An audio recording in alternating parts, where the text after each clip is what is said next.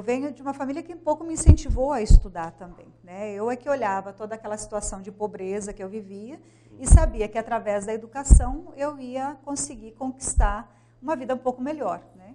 Então eu lembro assim que eu tinha dificuldades em regras gramaticais e a professora dizia assim, leia. Leia bastante que você vai aprender a escrever. E lendo a gente aprende a interpretar, a gente desenvolve o senso crítico, a gente viaja também. Então era uma maneira que eu encontrava também de sair daquele mundo triste que eu vivia, né? Porque a realidade era muito triste, né? Então, e eu comecei a ler, e comecei a criar gosto pela leitura. Mas a primeira redação que eu escrevi, a professora disse que eu copiei, né? E aquilo me deprimiu muito. Você né? desenvolveu um texto de uma tal forma que... Me deprimiu muito, sabe? Então, assim, mas eu continuei escrevendo. Mas não com essa frequência, como muitas pessoas colocam, eu escrevia isso, escrevia aquilo. Não, eu escrevia quando precisava escrever, né? Mas não tinha muito hábito. Não, eu lia, sempre fui de ler. E aí, como a gente precisava trabalhar, foi para curso técnico, né? Demorei para entrar para a faculdade. Na faculdade eu entrei porque eu queria história mesmo, né?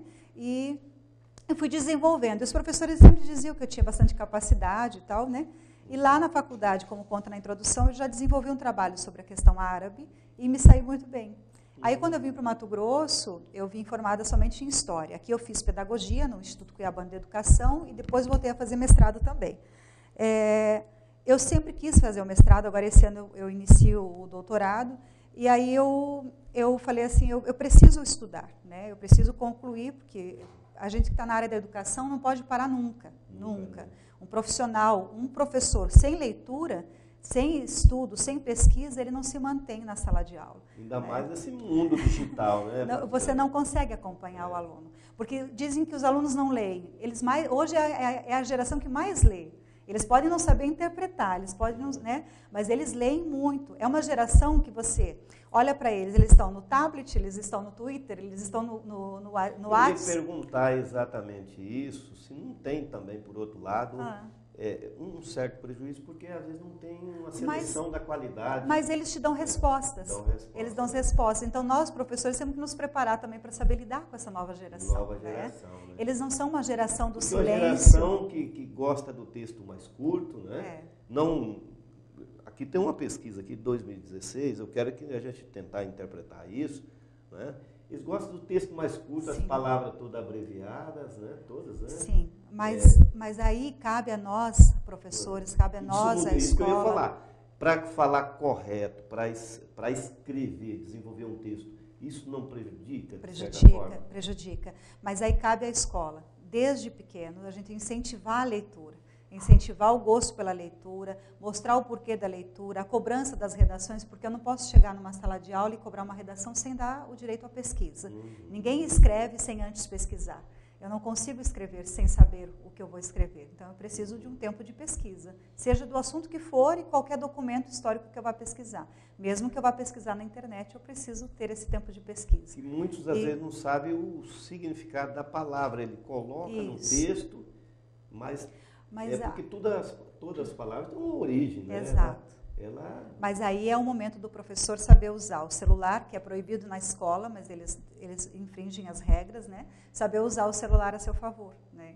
Então, assim, é um dicionário que tem ali, é uma pesquisa que tem ali, e saber eu estou conduzir. aqui com uma pesquisa de 2016, professor, e assim, é importante. 2016, Instituto Pro Livro, que sempre desenvolve, fala que, ó, você tem razão, 56% não é a maioria dos brasileiros que não lê.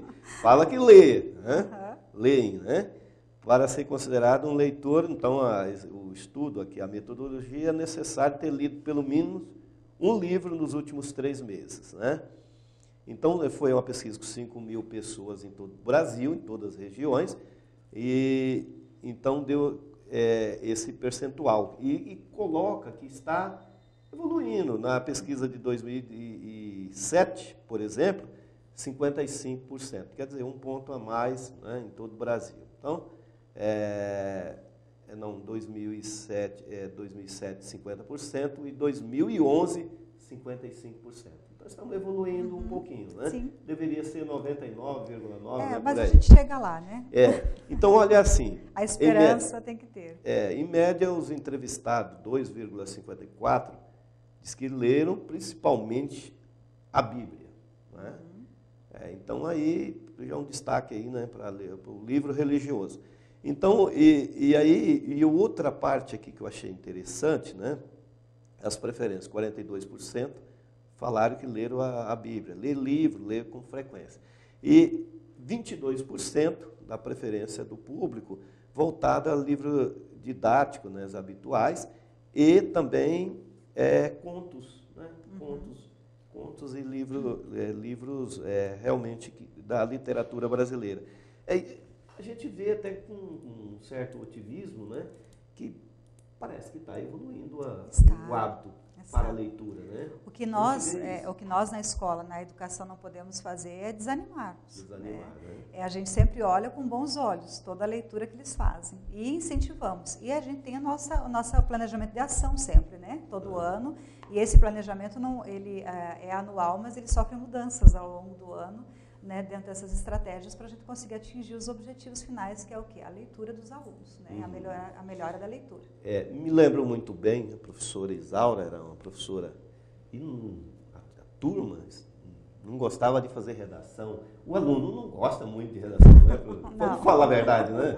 Por que não gosta de redigir, né? Porque é a questão da preguiça, preguiça que é inerente ao ser humano, de sair da zona de conforto e produzir alguma coisa. Pois então, nós isso fizemos... assim, é uma questão assim, é a zona de conforto. E tudo que é confortável, como diz o Leandro Carnal, tome cuidado, né? Porque isso pode trazer malefícios. Né? Então, precisa aí, assim, eu contando essa situação que aconteceu na sala de aula, ela olhou, pegou, mandou fazer um texto, e a maioria nós já estávamos no primeiro ano do ensino médio, né? E foi catastrófica ali a produção, aquela produção de texto, ela avaliou, falou, não, vocês vão ter que fazer uma redação por dia, né, por noite ali. Aí veja só que situação, que provocação. Aí 30, né? Aí não dava, né, ninguém aguentava. Aí sei que a sala foi contra, toda a sala, e eu sei que ela chorou e virou assim uma situação constrangedora. Aí negociamos, entramos num consenso, falou, não, 5, eu era o líder da turma, falei, professora, 5 é demais, vamos para 3, 2 ali. Entendi 30, então eram 5, entendi 30. 5 por semana, era uma por noite. Tá. Então, que somava a nota. Mas aquilo mudou a vida, estou falando uma coisa aqui, que mudou a vida daquela turma. Aprenderam a ser realmente alunos que escreviam, produziam textos. E que, consequentemente, aprende a interpretar muito melhor. É isso que eu ia falar, né? Que quem lê e quem escreve vai interpretar melhor, vai falar melhor, né, professor? E não vai interpretar somente a leitura, vai interpretar também o discurso do outro. Do outro, né? Exatamente. Os fundamentos, não é verdade? Eu aprendi isso na faculdade também, era isso. Tudo que ia falar, olha, o fundamento, isso aí, onde está o fundamento? A gente buscar se realmente tem fundamento as coisas, né? E você passa a perceber melhor, né? Principalmente esse meio político aí que nós estamos vivendo, se tem fundamento, não tem. Ou não tem. Né? Ou não tem. Se eu devo passar uma mensagem à frente que eu recebo ou não. Ou não, ou se aquilo ali realmente vai prejudicar alguém, ou Exato. A chamada hoje fake news, né? Deve parar em mim, né? Exatamente. Bom, professora, o senhor também tem um programa em Cuiabá, rádio, né? Um programa de rádio. Rádio, né? Na Rádio Cultura FM Comunicadora de Cuiabá. também, né? É um projeto, né, da Gazeta, na Rádio Cultura, Circuito Aromas e Sabores. Né? Como que deu início? Produzido e deu início. Né? Começou em janeiro desse ano, eu comecei com os testes, como é normal em toda a rede de comunicação, né? E em abril ele entrou no ar. Então eu falo sobre curiosidades da história da comida, que é a minha especialidade. Então é às 11 da manhã e às 5 da tarde. Aí esse ano a gente saiu, ainda esse ano, né, me desculpe, a gente saiu do rádio e já fizemos 2 programas, né, com a Toyota. Eu vi uma produção, né, a gente não conseguiu o vídeo, mas muito bem elaborado, né? Aonde, parabéns. Obrigada. Onde eu apresento, então, os restaurantes de Cuiabá, então eu pego o carro da Toyota, né, vai ser feito com outras empresas também. E pego o carro, apresento o carro, o lançamento, e aí pego o dono do restaurante ou o chefe do restaurante, apresento o restaurante, falo um pouco da história desse restaurante, o prato principal, né? Então, assim, já saíram 2, né? Quem quiser ver, pode entrar no meu Face, Cris Fernandes, vai estar lá. Ou no site da Cultura FM de Cuiabá. Também encontra os 2 programas lá. Muito bem elaborado, né? Você tem boa desenvoltura, né? Obrigada. Obrigada. Dessa peça aí que foi elaborada. Bom, os outros 2 livros desse aqui foi também voltado à história da É o mesmo livro, né? É o mesmo livro, só não tem o primeiro capítulo e ele não é bonito assim, né?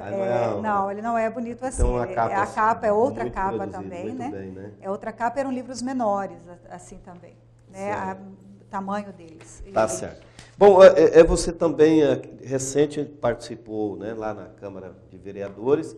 Você participou, né, do concurso literário, né, que falou aí da importância, né, da leitura, da literatura, e por outro lado você falava lá na ocasião sobre um livro que você está escrevendo aqui com 80 mulheres. Eu já concluí esse livro. Já concluí. Ele é um livro financiado pela Lei Rouanet, então é por isso que você conseguiu um projeto. Por isso que a gente está agora na fase de captação de recursos para poder. Ele já está na editora, né? Esse livro ele já foi entregue para a editora. Eles estão no projeto na fase de diagramação do livro. É um livro de 3 volumes, né? E eu comecei pequenininha, assim, né? Com 30 mulheres. Eu retrato a formação da identidade luverdense através da história das mulheres. Eu sempre achei que a história de Lucas era contada muito na visão masculina, então eu fui atrás das mulheres. Eu também vejo isso, né?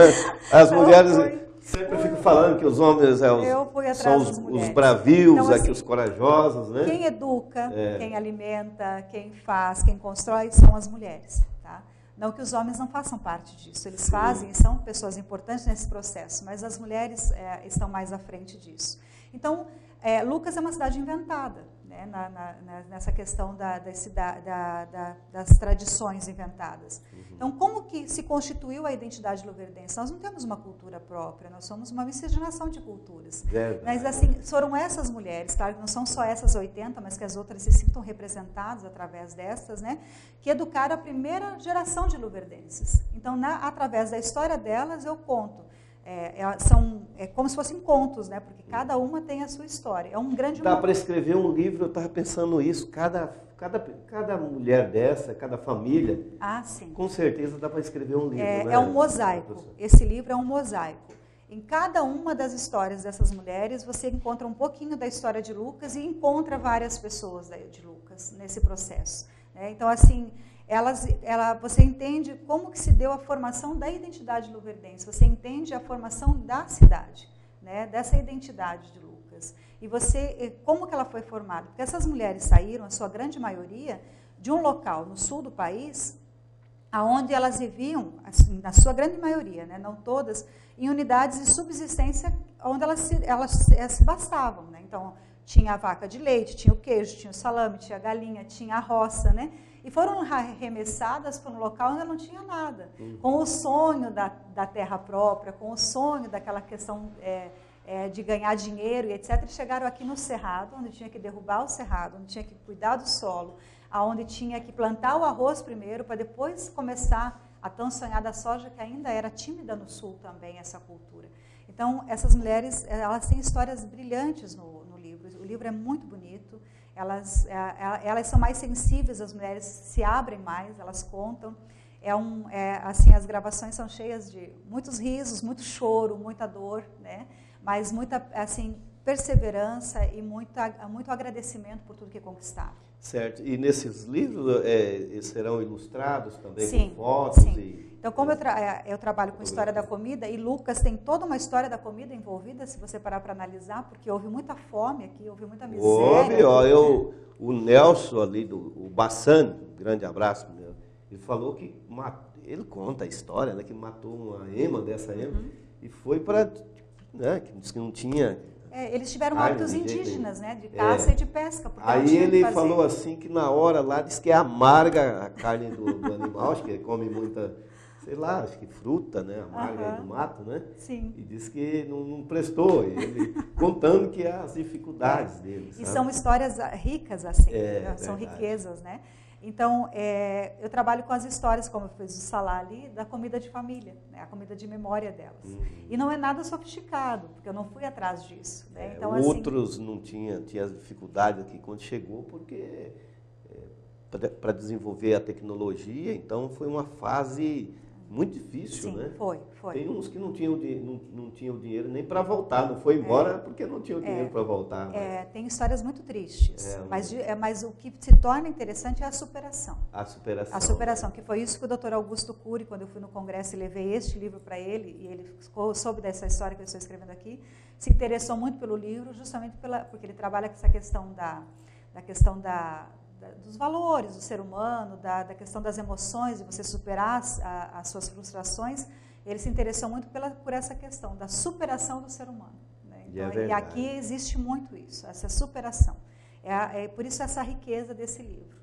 Porque assim, o Augusto trabalha muito essa parte psicológica, né? Sim, ele se interessou muito por conta disso. Mas aí então vai ter um livro que vai ter as mulheres cozinhando e vai ter as receitas delas. Então um exemplar vai ser sobre isso. E essas mulheres hoje ela ocupam a maioria... São mulheres de diversas classes sociais. São referências de várias áreas. São.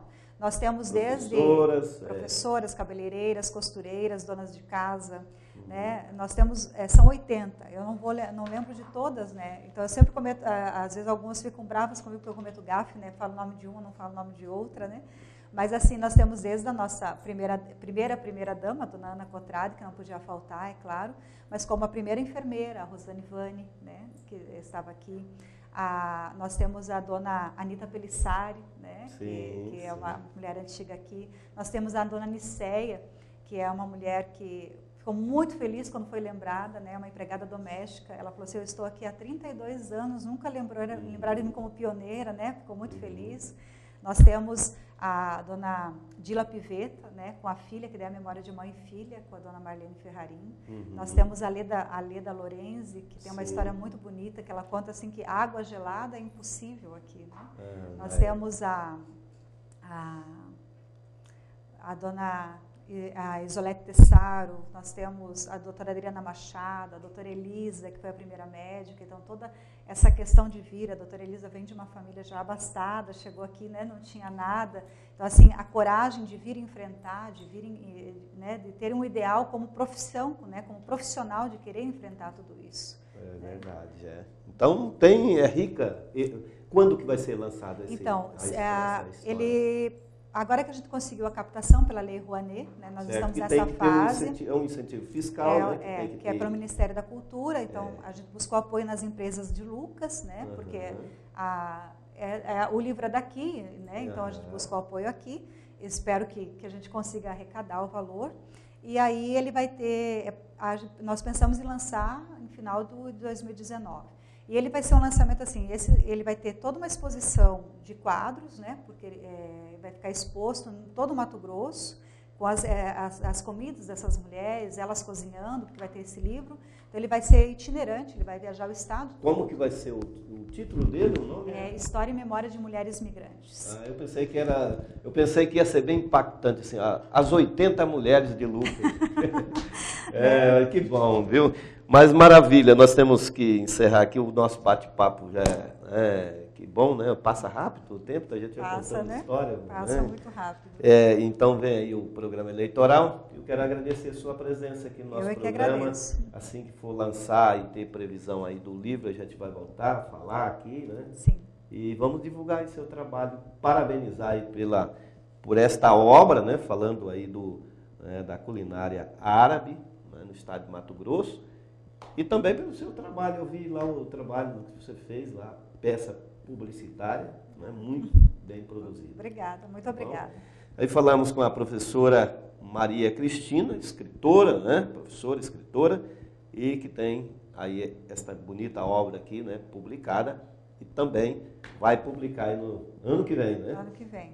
Já está pronto, né? Só falta a arrecadação. Mais uma obra que vai falar aí desse resgate, né, da história das mulheres, né, o papel das mulheres de Lucas do Rio Verde, tá bom? Muito obrigado, professora. Obrigada. Tudo bom, felicidade. Nós vamos encerrando por aqui o nosso programa. Muitíssimo obrigado pelo carinho da audiência.